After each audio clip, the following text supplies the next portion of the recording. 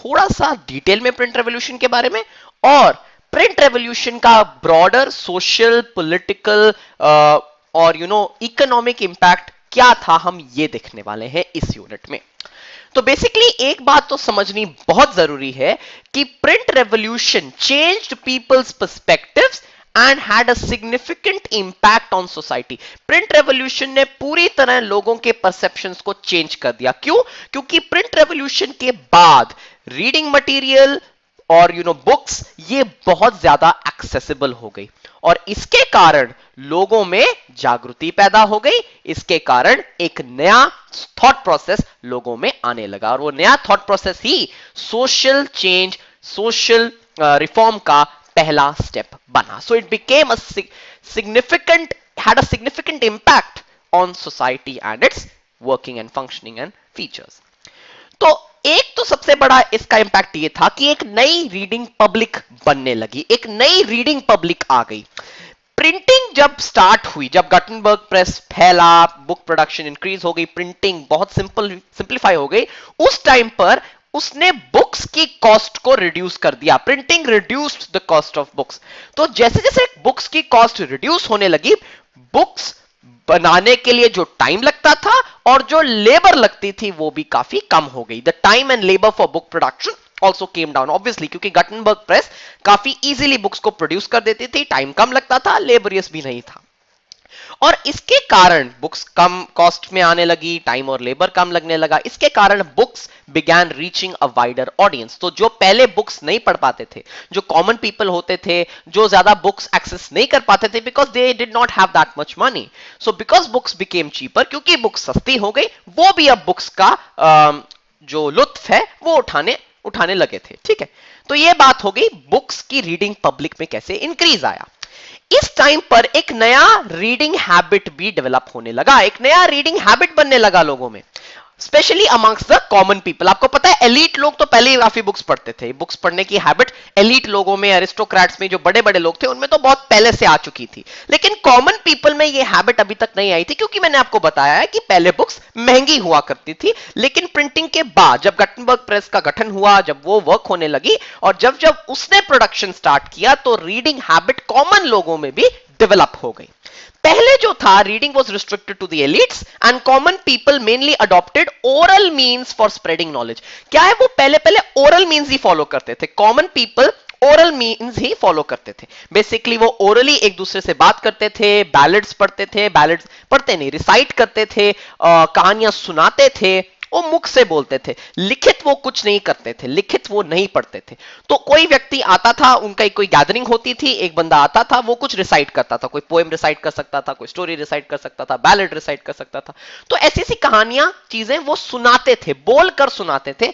तो ओरली बातें होती थी, ओरली स्टोरीज, लिटरेचर ये स्प्रेड होता था, नॉलेज स्प्रेड होती थी। लेकिन प्रिंट आ गया, सस्ता हो गई, बुक्स भी एक्सेसिबल हो गई, then it was easy for the common people to access books. क्योंकि एक तो बुक्स सस्ती हो गई, दूसरा बुक्स में टाइम जितना लगता था वो कम हो गया, लेबर कम हो गई, और एक और बात बहुत इंपॉर्टेंट हो गई कि जो बुक्स हैं, it was easy for books to be produced in large numbers. Large numbers में बुक्स प्रोड्यूस होने लगी, लार्ज नंबर में जो बुक्स हैं वो बनने लगी, और प्रिंट ने ही इस बुक्स को लार्ज नंबर में प्रोड्यूस करने का काम आसान किया।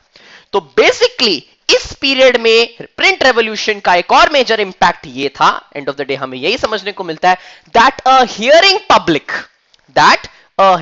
Public changed to a reading public. जो हियरिंग पब्लिक होती थी, जो पहले सुनकर ओरली सुनती थी, वो हियरिंग पब्लिक अब एक रीडिंग पब्लिक में ट्रांसफॉर्म हो गई। ये इंपॉर्टेंट पॉइंट था प्रिंट रेवोल्यूशन का, सबसे बड़ा impact, one of the biggest impacts of print revolution was that a hearing public changed to a reading public. Clear है? आई होप ये आपको समझ में आ गया होगा। ठीक है, तो ये हो गई बात स्प्रेड ऑफ रीडिंग या रीडिंग की जो हैबिट है उसका डेवलपमेंट का। लेकिन फ्रेंड्स, इस ट्रांजिशन में कुछ प्रॉब्लम्स भी आई। अब उन प्रॉब्लम्स को हम देखने वाले हैं, द प्रॉब्लम्स ऑफ ट्रांजिशन। पहली प्रॉब्लम यह थी that books could only be read by the literate people. जो पढ़े लिखे लोग थे वही बुक्स को पढ़ पाते थे, जो पढ़े लिखे नहीं थे वो बुक्स कहां से पढ़ेंगे? तो they could not read books, books could only be read by the literate people, जो पढ़े लिखे लोग थे।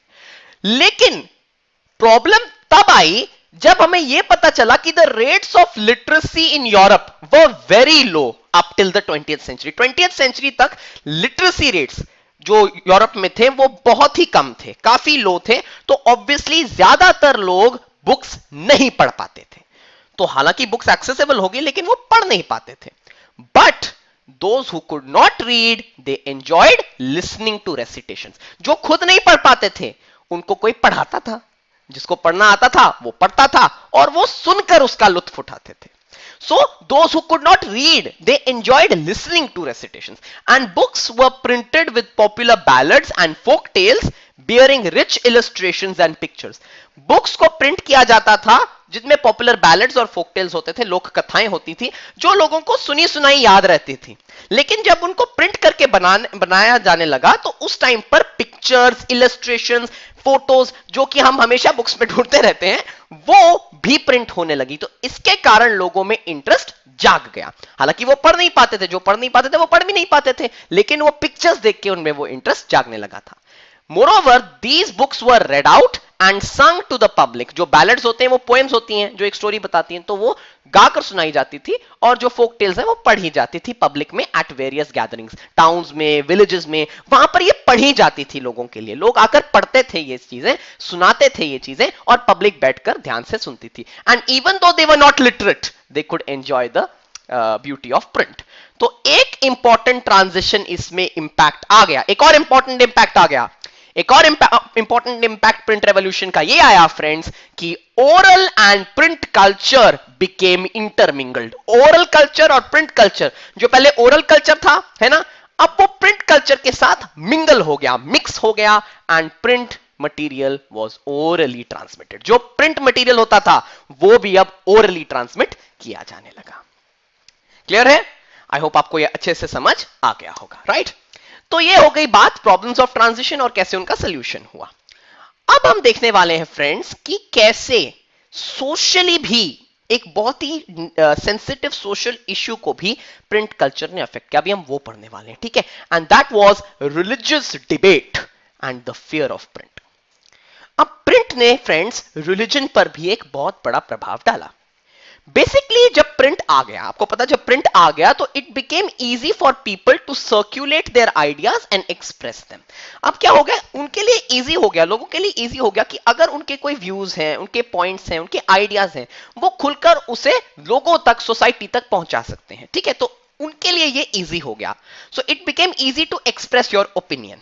अब इसका यूज करके जो लोग एस्टैब्लिश्ड रूल्स और रेगुलेशन से डिसएग्री करते थे, जो लोग नहीं मानते थे उन्हें, जो चर्च के खिलाफ जाते थे, जो गवर्नमेंट के खिलाफ जाते थे, जो किसी भी पॉलिसी या किसी भी रूल के खिलाफ थे, वो अपने व्यूज उस पर दुनिया को बता सकते थे। They could tell their views to the world, they could show their disagreement to the world on that particular rule और रेगुलेशन, ठीक है?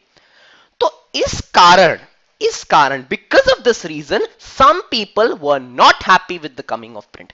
क्योंकि ये ऐसी सोसाइटी थी फ्रेंड्स, ये डेमोक्रेटिक सोसाइटी नहीं थी, ये एक दबाई सोसाइटी थी, दबाने वाली सोसाइटी थी। तो अगर आप एस्टैब्लिश्ड रूल्स और रेगुलेशंस के खिलाफ जाते थे तो वो गलत माना जाता था। तो इसीलिए some people were not happy, especially the conservative जो क्लर्जी होते थे, चर्च के लोग होते थे, या जो अरिस्टोक्रेट्स, जो बड़े किंग्स होते थे, रूलर्स होते थे, वो खुश नहीं थे इससे। एंड अदर्स हु सेड चलो ठीक है आ गया है, उनको भी कुछ डर थे। जिन लोगों ने उसको एक्सेप्ट भी कर लिया प्रिंट को, उनको भी कुछ फियर्स थे। बेसिकली दो फियर्स थे। एक फियर ये था कि लोगों को ये डर था कि the coming of print could bring drastic change to people's mindset. लोगों के थॉट प्रोसेस, लोगों के जो थॉट्स हैं, लोगों के जो उनको बचपन से बताया जाता है, उसमें एक चेंज आ सकता है, क्योंकि लोग अपने व्यूज लिखने लगे हैं, वो लोगों को इन्फ्लुएंस कर सकते हैं, and as a result they can be mass level of disobedience. मतलब आप किसी रूल और रेगुलेशन को तोड़ सकते हैं, रूल और रेगुलेशन के खिलाफ जा सकते हैं। ये एक मास लेवल पे हो सकता है, लार्ज लेवल पे हो सकता है, क्योंकि लोग अपने व्यूज डालकर दूसरों को इन्फ्लुएंस करने लगे थे। यह भी डर था कि एक rebellious and irreligious thought could spread. Rebellious, क्रांतिकारी सोच, और इररिलीजियस, अधार्मिक सोच भी फैल सकती थी, जो रिलीजन के खिलाफ थी, या रेबेलियस थी, या क्रांतिकारी थी। ऐसे व्यूज जो कोई लिखता था वो लोगों को इन्फ्लुएंस कर सकता था, and as a result it could create mess in society, chaos in society, and it could create disorder in society as per these people. In this case, the authority of valuable literature would be destroyed. इस case में जो valuable literature है, valuable literature जो Bible को माना जाता था या कॉन्स्टिट्यूशंस को माना जाता था, ऐसी लिटरेचर की अथॉरिटी कम हो जाती, डिस्ट्रॉय हो जाती, और लोग अपने व्यूज समझने लगते, वो गवर्नमेंट के खिलाफ जाने लगते, वो चर्च के खिलाफ जाने लगते, और एज अ रिजल्ट क्या प्रॉब्लम्स होती? Obviously this could have caused disorder in society, this would have created a complete imbalance in the set structure of the church and of the rulers. तो आप understand कर सकते हैं कि कैसे इतने लोगों को डर लगा हुआ था कि प्रिंट आ गया है, अब तो क्रांति की सोच फैल सकती है, अब तो हमारे पोजीशंस खतरे में हैं। समझ गए?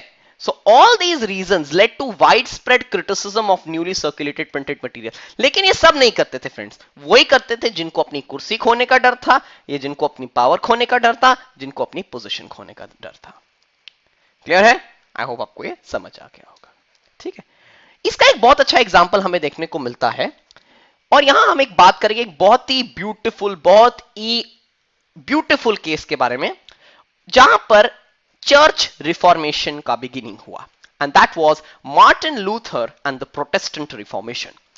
मार्टिन लूथर बेसिकली एक प्रोटेस्टेंट रिफॉर्मर थे। ठीक है, वो एक रिफॉर्मर थे। आपको पता है क्रिश्चियनिटी में आज के डेट में दो मेजर सेक्ट्स हैं। ठीक है, एक है द प्रोटेस्टेंट्स, दूसरे हैं द कैथोलिक्स या रोमन कैथोलिक्स भी कहते हैं उनको।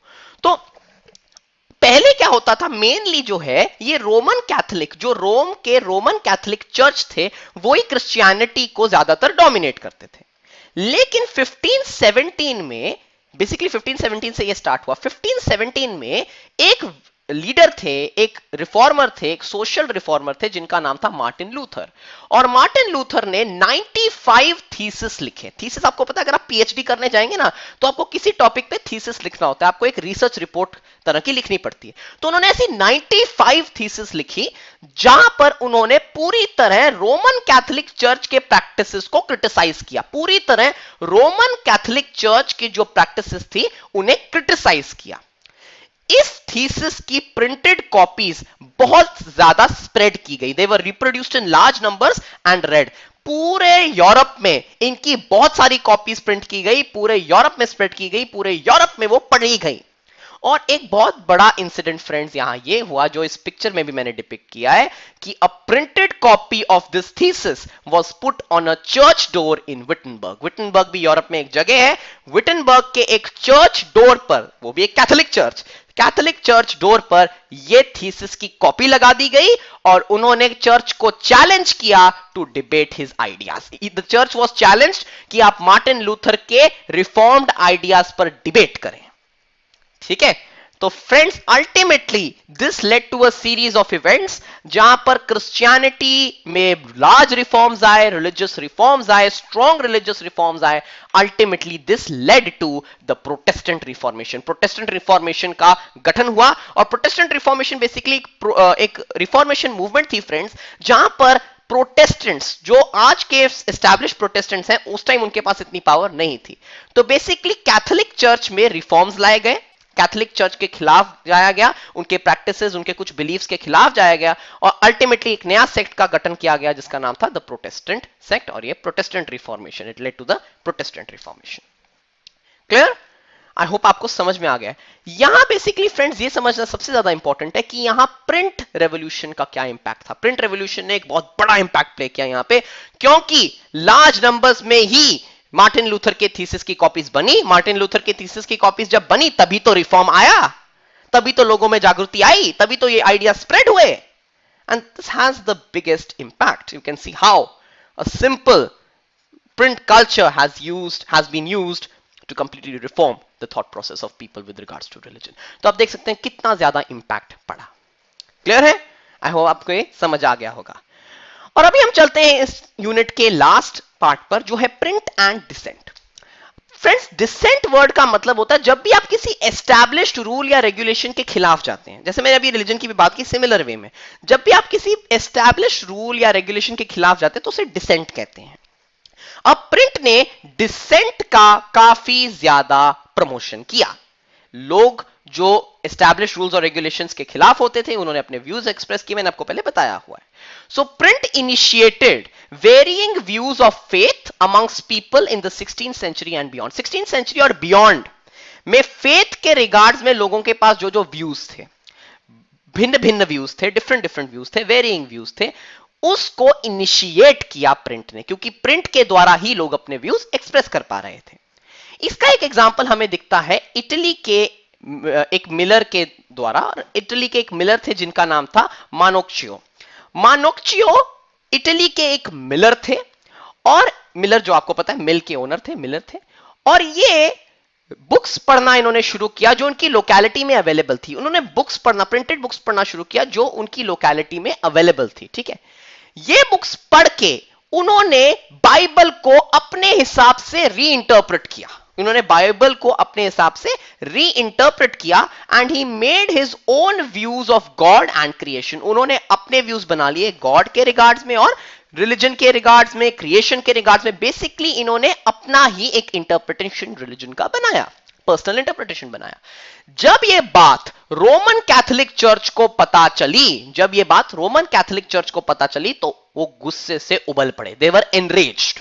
ओके, और उन्होंने अल्टीमेटली मनोक्चियो को अरेस्ट कर लिया, उसे काफी टॉर्चर किया गया, अल्टीमेटली उसे एग्जीक्यूट कर दिया गया. क्योंकि उसने किसके खिलाफ बोला था? रोमन कैथोलिक चर्च के खिलाफ बोला था. उसने एक एस्टैब्लिश्ड सोसाइटी, एस्टैब्लिश्ड इंस्टीट्यूशन के खिलाफ बोला था, और ऑब्वियसली उसने क्या दिखाया था? डिसेंट दिखाया था. डिसेंट दिखाया था तो क्या है, उस टाइम तो ये दे वर लाइक डिक्टेटर्स, तो उन्होंने उठाकर उसे मार दिया, एग्जीक्यूट कर दिया. क्लियर? इसके बाद रोमन कैथोलिक चर्च को काफी ज्यादा क्रिटिसिज्म का सामना करना पड़ा, काफी ज्यादा, बिकॉज ये उस टाइम ये था प्रोटेस्टेंट रिफॉर्मेशन का टाइम. तो उस टाइम वैसे भी एक तो प्रोटेस्टेंट रिफॉर्मेशन चल रही थी, फिर लोग उल्टा उनको वैसे क्रिटिसाइज भी कर रहे थे, इंटरप्रिटेशंस भी खुद की कर रहे थे, कैथोलिक चर्च के इंटरप्रिटेशंस के खिलाफ भी जा रहे थे. तो अल्टीमेटली उन्होंने बुक्स की एक सूची निकाली. They took out a list of books, जहां पर उन्होंने एक लिस्ट बनाई उन बुक्स की जो प्रोहिबिटेड है, जो प्रोहिबिटेड है, क्योंकि वो बुक्स ही लोगों के रेवोल्यूशनरी आइडियाज को फ्यूल कर रही थी. जैसे आप देख सकते हैं उसने बुक्स पढ़ना शुरू किया, तभी ये रेवोल्यूशनरी आइडियाज मनोक्चियो के दिमाग में आए. तो ऐसी बुक्स की एक लिस्ट बनाई गई और उन्हें बैन कर दिया गया. So an index of prohibited books was taken out by the Roman Catholic church, was published by the Roman Catholic church in 1558. और ये इसका फ्रंट पेज है, ये आई थिंक इटालियन में लिखा हुआ है. तो index of prohibited books in 1558 was published by the Roman Catholic Church. तो आप देख सकते हैं इस चैप्टर, इस यूनिट में बेसिकली ये अंडरस्टैंडिंग की बात है प्रिंट रेवोल्यूशन ने कैसे रिलीजन के रिगार्ड्स में और सोसाइटी के रिगार्ड्स में कितना बड़ा चेंज लाया. और ये प्रिंट रेवोल्यूशन अब आप अंडरस्टैंड कर सकते हैं, हम केवल यहां कागज के प्रिंटिंग या अल्फाबेट्स या लेटर्स की बात नहीं कर रहे, यहां हम पूरे समाज के परिवर्तन की बात कर रहे हैं. Clear? So I hope that's absolutely clear, friends. With this, I conclude my lecture on the third unit of the chapter Print, Culture and the Modern World. This was the third unit, the print